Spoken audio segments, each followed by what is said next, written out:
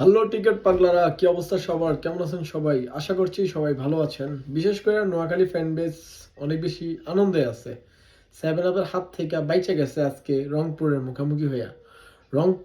মুখোমুখি হইয়া দুর্দান্ত একটা ইনিংস খেলছে হাসান মাহমুদ। চারটা উইকেট পাইছে 26 রান দিয়ে 4 ওভারে। অসাধারণ একটা ইনিংস খেলছে। এমনকি আজকে বলার মতন নোয়াখালীর হইয়া জাকির আলী অনেক 37 বলে 38 রান। যদিও টি-20-র জন্য রানটা অনেক বলের তুলনায় রানটা অনেক বেশি না, তারপরেও জাকির আলী অনেকের এই ধরনের পারফরমেন্স আসলে মানুষের নোয়াখালী ফ্যানবেসদের একটু আশা যোগায়।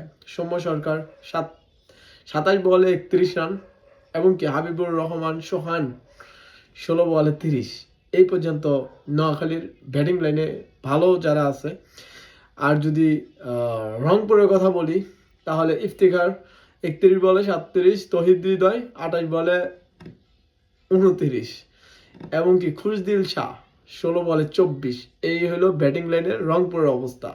রংপুরের মধ্যে দুর্দান্ত বোলিং করছে মোস্তাফিজুর রহমান, 18 রান দিয়ে 4 ওভারে 3টা উইকেট, এবং কি মিথুন চক্রবর্তী 43 রান দিয়ে 3টা উইকেট, 2 ওভার 5 বল পর্যন্ত বল করার সুযোগ পাইছে।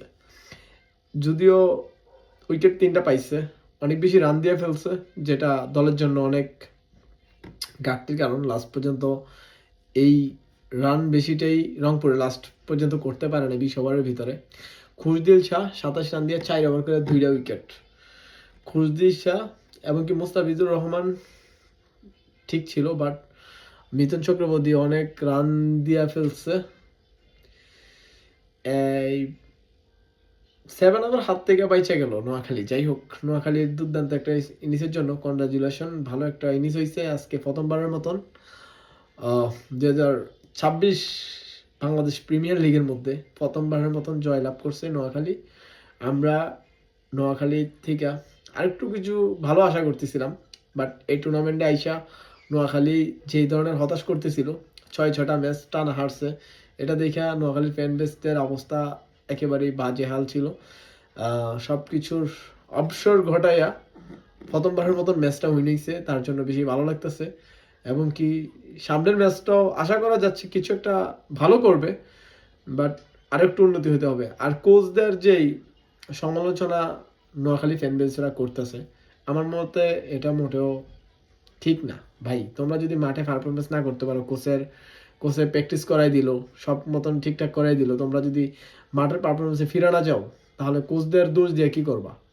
কোচরা তো আর মাঠে নেমে খেলে না, তোমাদেরকে ভালো কিছু দেখায়, শিখায়, বুঝায়, তোমরা এটা মাঠে প্রমাণ করতে পারো না, তার জন্য তোমরা ম্যাচ হারো। আমি কখনোই এই ধরনের কমপ্লেনের মধ্যে মতামত পোষণ করি না, কারণ মাঠের পারফরমেন্সটা সবচেয়ে জরুরি। মাঠে টেকনিক্যাল কোচদের অনেক প্রয়োজন, বাট এটা ক্রিকেট ভাই, এটার মধ্যে তুমি মাঠে ভালো কিছু করতে হইব দলকে যদি জিতাইতে চাও। তোমার মাঠের পারফরমেন্সটাই গুরুত্বপূর্ণ। আশা করছি বুঝতে পারছেন। বাট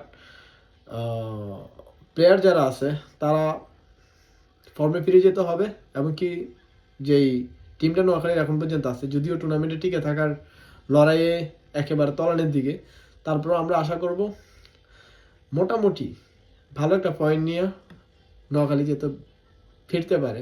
প্রথমবারের মতন উৎসাহিত হওয়ার জন্য, পরবর্তীতে আবার দল কেনার জন্য ভালো একটা পারফরমেন্সের দরকার আছে, সেই প্রত্যাশাই আমরা করছি।